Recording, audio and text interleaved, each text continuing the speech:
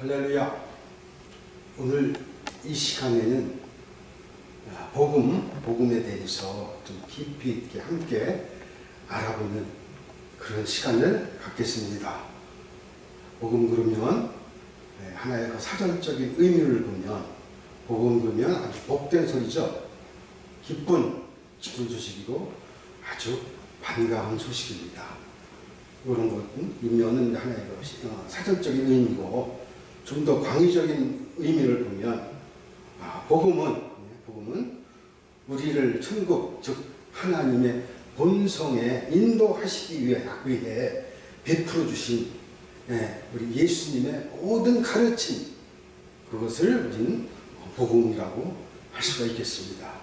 이 광범위한 그런 복음을 오늘 이 시간에는 복음의 5가지 결이 그래가지고 좀 총체적으로 좀 정리를 해서 이렇게 제시하는 그런 5가지의 복음의 결의로 한 가지씩을 함께 이렇게 알아보는 그러한 시간을 갖겠습니다. 우리 창세기 1장 1절을 보면 처음에 하나님께서 하늘과 땅을 창조하시니라 그랬죠. 우리 영어 성경을 보게 되면 In the beginning, God created the heaven and the earth. 거기서 보면 In the beginning 했습니다. ing입니다. 이것은 처음과 끝이 없는, 아주 시작도 없는 영원한 것이죠. ing입니다. 이와 비슷한 성구를 보면 우리 요한복음 1장 1절을 보게 되면 이것도 처음에 말씀이 계셨고 말씀이 하나님과 함께 계셨으며 말씀이 하나님이셨더라. 이것도 in the beginning was the word, and the word and with God, and the word was God. 여기서도 마찬가지입니다. in the beginning입니다. 말씀도 또한 시작도 끝도 없는 영원한 그런, 지금도 진행을 하고 계시는 겁니다. 하나님께서 또 일을 지금도 계속 하고 계시고 말씀 또한 영원히 존재하고 지금도 우리와 함께 계시는 것입니다. 그래서 복음에 먼저 이제 들어가기에 5가지 결의의 첫 번째는 바로 성경 말씀에 대한 무엇성입니다. 그리고 무흠성, 그리고 하나님의 말씀은 100% 진리이다. 즉 무엇성은 하나님의 말씀은 오류가 전혀 없는 것이죠. 두 번째는 또한 흠이 없는 것이고 하나님의 모든 언행은 100% 다 진리일 뿐이다 라는 그런 것이 우리 복음의 결의, 첫 번째 결의가 되겠습니다. 두 번째는 하나님의 말씀은 영원히 없어지지 않는다는 것입니다. 없어지지 않는 것은 물론이고 또 하나님께서는 이러한 말씀을 또 영원히 보존을 해 주신다고 약속을 하셨습니다. 먼저 우리 마태복음 24장 35절을 보게 되면 하늘과 땅은 없어지겠으나 우리 아버지 하나님의 말씀은 영원히 없어지지 않는다고 하셨습니다. 똑같은 구절을 우리 마가복음 13장 31절, 그 다음 누가복음 21장 33절에도 똑같이 그런 내용이 기록이 되어 있죠. 또한 보존의 약속은 우리 시편에 보시면 시편 12편 6절을 보시면 하나님의 말씀은 순수하니 흙도가니에서 7번 정제된 은 같도다 라고 하셨고, 그 다음에 12편 7절로 보면 오 주여 주께서 지키시려니 이 세대로부터 영원토록 보존을 해주신다고 약속을 해주셨습니다. 이러한 시작도 끝도 없고 영원히 없어지지 않는 우리 말씀이 보존까지 해주신, 그렇게 약속하는 것이 또한 복음의 하나의 결의가 되겠습니다. 또한 세 번째는 이러한 보존이 된 그런 말씀들을 하나님께서는 철저하게 가감한다거나 경계를 한다거나 삭제를 한다거나 하는 그런 일에 대해서 아주 엄중히 경고를 하십니다. 보면 66권 전편에 보면 초반에 신명기 4장 2절에도 그런 경고를 하셨고, 또한 잠언 30장 6절에도 똑같은 변개에 대한 가감에 대한 경고를 하셨고, 또한 요한계시록 22장 18절에도 19절에도 18절 같으면 대언의 말씀을 더하게 된다 보면 성경 안에 있는 모든 재앙을 더한다고 하셨습니다. 또한 19절에는 그 대언의 말씀을 빼게 되면 생명, 거룩한 도시와 생명에 기록된 그 면에서 빼버린다고 하셨습니다. 즉 부분이 없다는 말씀이시죠. 그만큼 말씀에 대한 그 가감이나 삭제나 변개 같은 것은 아주 정확하게, 아주 강력하게 경고를 하시죠. 다음에 보면 우리 복음의 네 번째 교리를 보면 예수님께서 천년의 몸에서 태어나시고, 그 다음에 십자가에서 우리들의 제3을 위해서 대성물로 죽으시고, 또 죽으신 지 사흘 만에 부활하시고, 그리고 하늘에 승천을 하셨다라는 기록이 있습니다. 여기에서 중요한 문구를 보게 되면 첫째 탄생은 이사야 10장 14절, 그 다음 마태복음 1장 20절에서 25절, 또 누가복음 2장에서 7절, 또한 11절 등에서 탄생에 대한 선구들이 나열되어 있습니다. 들으시다가 그 선구를 메모를 하셨다가 한 번씩 더 참고를 해주시면 감사하겠습니다. 또한 예수님에 대한 또한 그 응모에 대한 내용도 있습니다.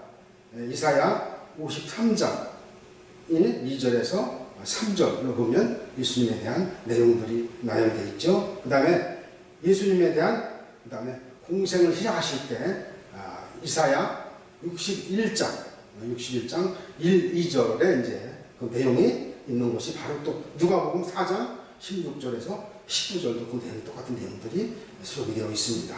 또한 예수님에 대한 부활, 요면은 좀 끝판에 와서 다시 한번 부활에 대한 그 내용들이 아주 귀중한 성경 구절들이 그것은 끝판에 잠깐 저거 한 고린도전서에 있는 내용들을 몇 가지를 제가 소개를 하겠습니다. 이런 면이 네 번째 면이 바로 예수님에 대한 교리, 복음에 대한 교리 네 번째 교리가 되겠습니다. 그 다음에 다섯 번째 교리에 대해서는 예수님께서 다시 오신다고 하시는 것, 즉 재림입니다. 재림에 대한 그 내용들이 성경에는 아주 내용이 많습니다. 특히 요한계시록 22장에는 그 재림에 대한 내용들이 아주 많이 수록되어 있습니다. 그리고 이렇게 되면 여기서 조금 전에 제가 말씀했던 그 부활에 대한 성구를 보게 되면 첫째 고린도전서 15장 16절로 보면 만일 죽은 자들이 일어나지 아니하면 그리스도께서 일으켜지 아니하셨느니라. 또한 17절로 보면 또 그리스도께서 일으켜지지 아니하셨으면 너희의 말씀이 헛되고 너희가 어떻게 너희 죄를 가운데 있으며 여전히 너희 죄들이 너희들 가운데 있으며, 또한 18절로 보면 따라서 그리스도께서 일어나서 잠든 자들도 멸망하였느니라. 또한 15장 19절로 보면 만일 우리가 이 세상 삶을 사는 동안에만 그리스도 안에서 소망을 갖는다면 모든 사람들 중에 우리가 가장 비참한 자니라. 보면 그 부활에 대한 아주 중요한 그런 내용들이 기록되어 있다는 것을 우리가 알 수 있습니다. 또한 15장 22절을 보면 아담 안에서는 모든 사람이 죽는 것이나 그리스도 안에서는 모든 사람이 살아 있느니라. 살게 되느니라. 아담 안에서는 우리가 다 죽음을 맞이했지만 우리 그리스도 안에서는 우리가 다 살아난다는 그러한 부활에 대한 성경의 말씀을 우리가 확연히 알 수가 있습니다. 그러면 여기서 잠시 좀 그 복음에 대한 면을 조금 더 보강을 하기 위해서 하나님의 복음에서 하나님에 대한 그 복음에 대한 중요한 몇 가지를 한번 같이 알아보는 그런 시간을 갖겠습니다. 첫째, 출애굽기 20장 3절로 보면 주 너는 내 앞에 다른 어떠한 신들도 두지 말라 하셨습니다. 또한 이사야 43장 1절로 보면 나 곧 주니라 나 외에 구원자가 세상에 없느니라.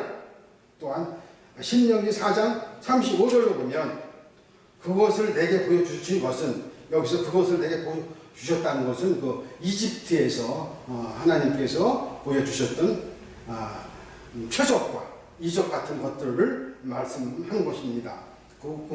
보여주신 것은 그분은 하나님이시여 그분 외에는 다른 신이 없음을 내게 알게 하려 하심이라 하셨습니다. 또한 요한복음 3장 16절로 우리 다 아는 그런 성경 구절이죠. 하나님께서 세상을 이처럼 사랑하사 자신의 독생자를 주셨으니 이것은 누구든지 그를 믿는 자는 멸망하지 않고 영존하는 생명을 얻게 하려 하심이니라. 또한 17절 3장 17절로 보면 하나님께서 자신의 아들을 세상에 보내신 것은 세상을 정죄하려 하는 것이 아니고 그를 통해 세상을 구원하려 하심이라 하셨습니다. 또한 요한복음 6장 40절로 보면 내 아버지의 뜻은 아들을 보고 믿는 자마다 영생을 얻는 것이 이것이니 마지막 날에 내가 이를 다시 살리리라 하셨습니다.